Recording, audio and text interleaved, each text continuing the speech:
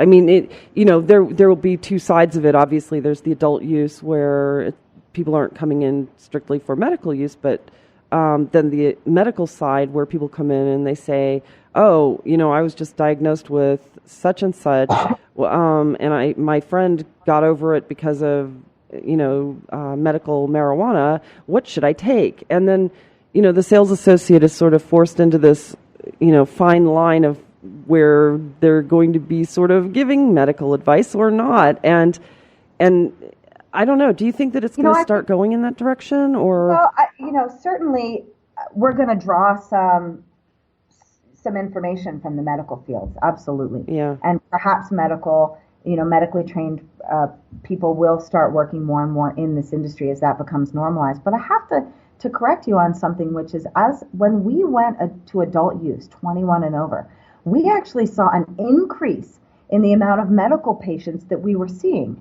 because they can come here from out of state and they might be a medical patient, or they choose not to register in the registry. A lot of people don't like they prefer the anonymity of not having to register. Yes. They prefer the anonymity of not having to have that specific medical card, yet they still have the ailment.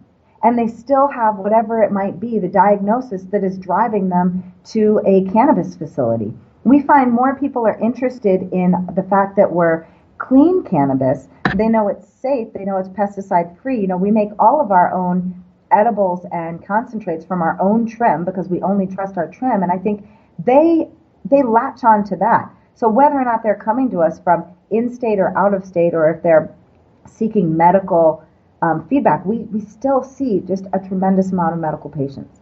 Right. So how do the sales associates differentiate from being like medical advisors in that role? Then it's. I think they treat every customer with that level of responsibility. Right. That's just how they have to do it as an umbrella. Of course, we always need to know that what we're recommending is going to alter someone's state.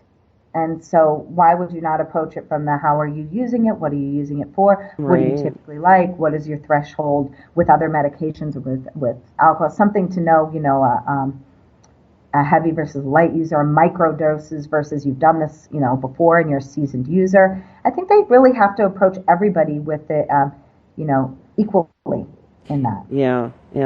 So we've got, just several minutes left here before we have to wrap things up, and it always goes by way too quickly for my taste. I could go on for hours hearing what you have to say, but I'd like to just get some final thoughts from you about the future of sustainability, or the future of cannabis as it relates to sustainability, and sustainability on so many other levels besides just environmental, but as an industry as a whole. Overarching, what are your thoughts? Again, I think that if I were speaking only to my Colorado representatives and Colorado legislators and just looking at it in that, under that filter, I feel very confident that we're really making a super positive impact in our state. We are driving a tremendous amount of tax dollars with over $1 billion in sales.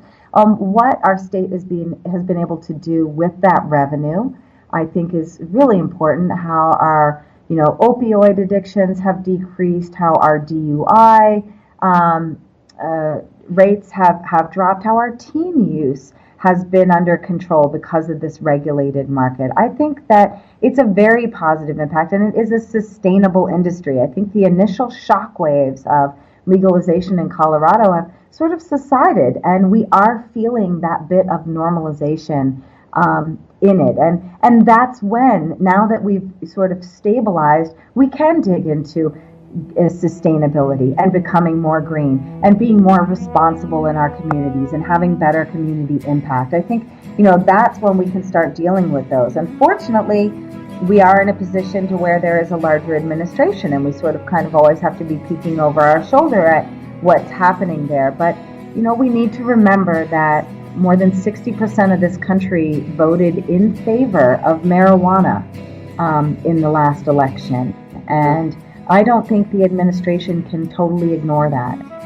Anyway, well, I'm really looking forward to, following more about this and more about what you're doing. And, please feel free to share with us at the Cannabis Reporter any news that you think might be relevant to nationwide audiences, not just the local area, because we do have a broad audience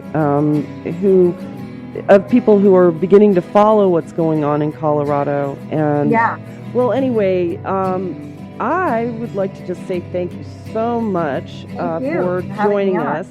That is Amy Anderle, and we really appreciate her insights and information today. If you'd like to learn more about what she's doing and other compelling topics, please visit us online at thecannabisreporter.com. Click on today's episode, and I will have a link to her website. And be sure to check out the new Pro Series featuring Sunstate Technology Group's Dustin Byers. You don't want to miss it. We have so many people to thank. First, I'd like to express our gratitude for our radio partners, Sunstate Technology Group and Canosphere Biotech, for supporting our show.